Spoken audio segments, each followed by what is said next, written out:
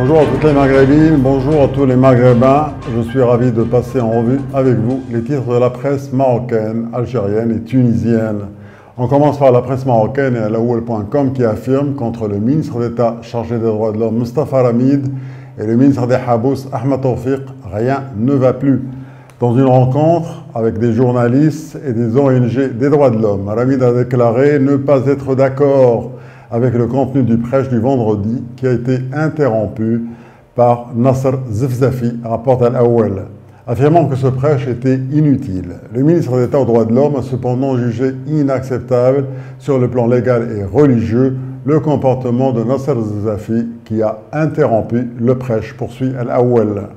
Lors de cette même rencontre, Mustafa Ramid a annoncé que 416 membres des forces de l'ordre avaient été blessés lors des événements du RIF, ajoute l'ACOM. Par contre, 46 manifestants ont été transportés aux hôpitaux suite aux affrontements avec des policiers et des gendarmes, ajoute l'ACOM. De la politique, on passe à l'économie avec le plan d'accélération industrielle qui attire de nouveaux investissements. Quelques 17 nouvelles conventions ont été signées par le ministre de l'Industrie, Moulay Hafid Al-Alami, relève l'économiste.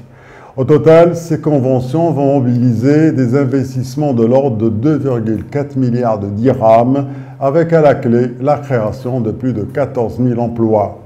C'est le secteur de l'automobile qui s'accapare la part du lion, avec 14 conventions signées, remarque l'économiste. Sur un autre plan, le gouvernement El Othmani vient de présenter sa feuille de route pour la réforme de l'administration.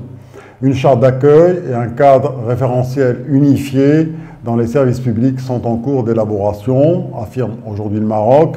De même, un modèle d'accueil au niveau de 30 unités administratives sera mis en place. Le plan gouvernemental prévoit également l'obligation du port de badge, l'instauration de permanence et de numéros verts pour les citoyens, ajoute aujourd'hui le Maroc. En passant en Algérie, où les importations de plusieurs produits alimentaires sont désormais suspendues, révèle Tout sur l'Algérie qui publie une note de l'Association professionnelle des banques et des établissements financiers. Les produits concernés sont les produits de préparation alimentaire comme la sauce, le ketchup et la mayonnaise, et les produits alimentaires comme la biscuiterie, la confiserie et le chocolat, énumère Tout sur l'Algérie. Ces mesures sont prises par les autorités algériennes car la facture alimentaire s'emballe, et ce, malgré un taux de croissance moyen annuel de 8% et une valeur de la production estimée à près de 30 milliards de dollars, affirme Liberté. Cela dit, la couverture des besoins alimentaires par la production nationale se situe aujourd'hui à hauteur de 70%, le reste étant tributaire des importations étrangères, explique Liberté. Alger, la capitale de l'incivisme, c'est le titre sur le quotidien d'Oran. Durant les 5 premiers mois de l'année 2017, la police a procédé au retrait de permis de conduire de plus de 17 000 personnes. Lors de la même période, 1100 motos ont été mises en fourrière pour défaut de présentation de carte grise, ajoute le quotidien d'Oran. Tourisme à présent, les Algériens ont la berlue pour la Tunisie.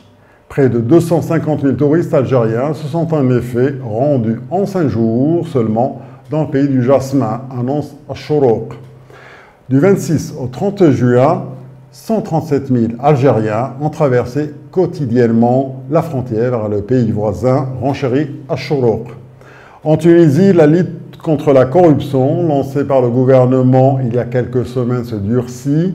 Selon Business News, le Premier ministre Youssef Chahed est décidé à n'épargner personne. Des informations avancent que le président de la République, Béji Caïd Sebsi, aurait demandé à Youssef Chahed d'arrêter une personne qui lui est proche, accusée de corruption, raconte Business News. Le patron des islamistes, Rachid Ghannouchi, et le mouvement Ennahda auraient, eux, perçu 150 millions de dollars venant de l'étranger, croit savoir réalité. Le journal reprend les propos de la présidente du Parti des Stouriens libres, Abir Moussi, qui fait référence à un livre écrit par des journalistes français et intitulé « Secret du coffre-fort ». Ce livre révèle que Rachid Ghannouchi aurait touché en 2011 150 millions de dollars après sa visite au Qatar, avance réalité. C'est sur cette nouvelle que se termine notre revue de la presse du Maghreb. Merci pour votre attention et à demain pour une nouvelle édition.